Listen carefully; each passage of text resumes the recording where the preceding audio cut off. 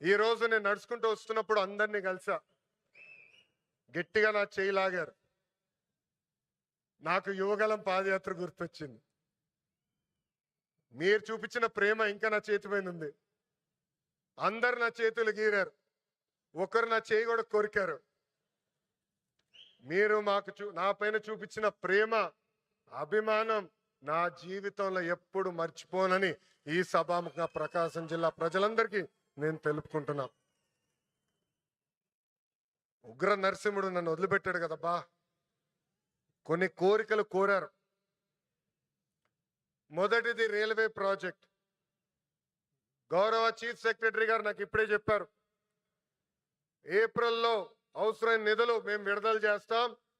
ఆగస్టులో గౌరవ ముఖ్యమంత్రి గారిని తీసుకొచ్చి ఆ రైల్వే ప్రాజెక్ట్ కి మనం ప్రారంభిద్దామని తెలుపుతున్నా. వెలగొండ ప్రాజెక్టు కూటమి ప్రభుత్వానికి ఒక ప్రయారిటీ. ఆగిన పనులు తిరిగి ప్రారంభిస్తాం. చివరి ఎకరానికి సాగునీరు అందించే బాధ్యత మేము తీసుకుంటాం. ఇంకా తాగునీరు గురించి నేను చెప్పాల్సిన అవసరంలా. తాగునీరు శాఖ మంత్రి ఎవరు? నాకు అన్న సమానమైన పవన్ అన్న. పవన్ అన్న ఏమనుకున్నా సాధించే వ్యక్తి. ప్రతి కేబినెట్ మీటింగ్ లో మేము చర్చిస్తాం.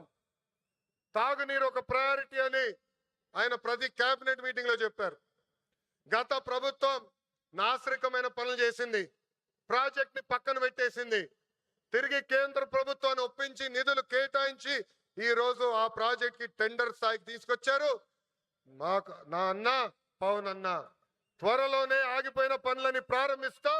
ప్రతి గడపకి కుళాయి ద్వారా తాగునీరు కూడా అందించే బాధ్యత కూటమి ప్రభుత్వం తీసుకుంటుందని ఈ సభాముఖంగా తెలుపుకుంటూ ప్రకాశం జిల్లా ప్రజలందరూ ఒకటే కోరుతున్నా.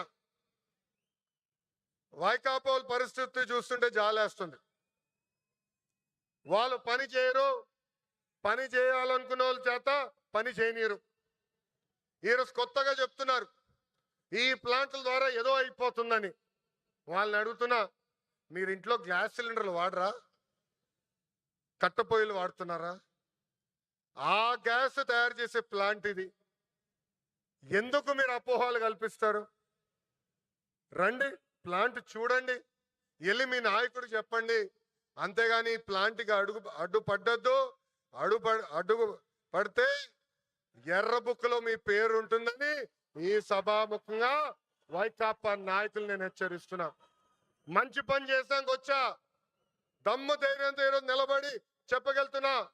10 నెలల్లోనే ఎవ్వరు ఉంచిన విధంగా ప్రకాశం జిల్లాకి నేను ఈ ప్లాంట్ తీసుకొచ్చా. అంతేగాని తప్పుడు ప్రచారం చేస్తే నేను మిమ్మల్ని వదిలిపెట్టనని ఈ సభాముఖంగా వైకాపా నాయకులకు నేను హెచ్చరిక చేస్తూ, నిజంగానే ఈ సమావేశం చూసిన వేదికమైన ఉన్న పెద్దలు చూసిన ఈరోజు ఈ కార్యక్రమానికి యాంకర్ గా నిలబడిన ఉదయభాను మేడం గారిని చూసినా నాకు యువగలం పాదయాత్ర గుర్తొస్తుంది.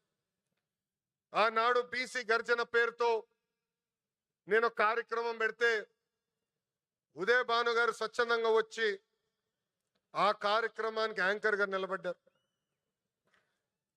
బీసీ సోదరులు జరుగుతున్న అన్యాయం పైన ఆనాడు మేము పెద్ద ఎత్తున ఆనాటి ప్రభుత్వాన్ని నిలదీశాం.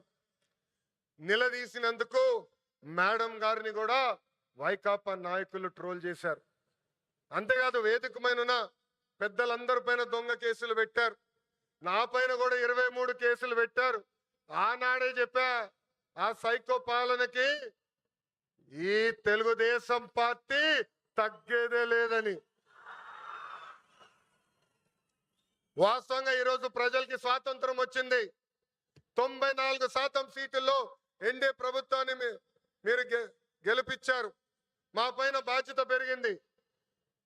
మీకు 6 నిమిషాలు కష్టపడతాం, మీకు అండగా నిలబడతాం, మీకున్న సమస్యలు పరిష్కరిస్తామని ఈ సభాముఖంగా హామీ ఇస్తూ ఇక్కడ పెద్ద ఎత్తున తరలి వచ్చిన తెలుగుదేశం పార్టీ కార్యకర్తలు కూడా ఒక విజ్ఞప్తి చేయాలనుకున్నా.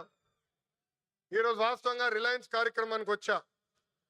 గతంలో మీ అందరు చెప్పే, ఎప్పుడు నియోజకవర్గానికి వచ్చినా మిమ్మల్ని అందరినీ కలుస్తా, మీతో కూర్చుంటా, మీతో ఫోటోలు దిగుతానని హామీ ఇచ్చా.